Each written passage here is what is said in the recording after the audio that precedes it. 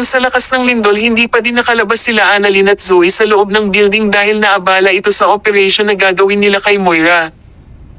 At dito babarinahan na sana ni Doc Linden ang ulo ni Moira ngunit umatake naman ang sakit nito, kaya si Annalyn na lang ang inutusan niyang gagawa ngunit kinakabahan naman si Annalyn dahil tila hindi niya kaya na barinahan ang ulo ni Moira, at mabuti na lang nakita na sila ng mga rescue kaya hindi na natuloy ang plano nilang pagbarina sa ulo ni Moira.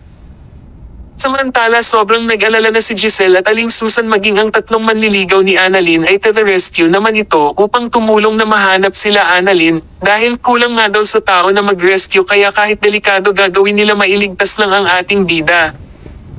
At nagka-signal na din si Karen kaya nabalita niya ang nangyari kay Luke na nabagsakan ng poste kaya hindi sila nakalabas agad sa building at sobrang alala naman ang mga kaibigan niyang mga doktor na nasa Apex.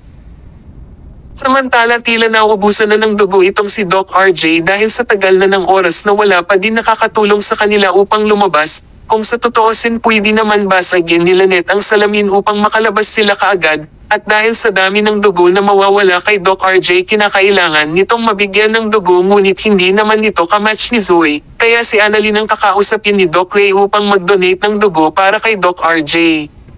At magtataka naman si Annalyn at Doc RJ kung bakit hindi nito kamatch si Zoe, kaya yan ang ating pakaabangan dito lang sa mas kapanabik na ganap sa abot kamay na pangarap. Maraming salamat po sa panonood, mag-iingat po kayo.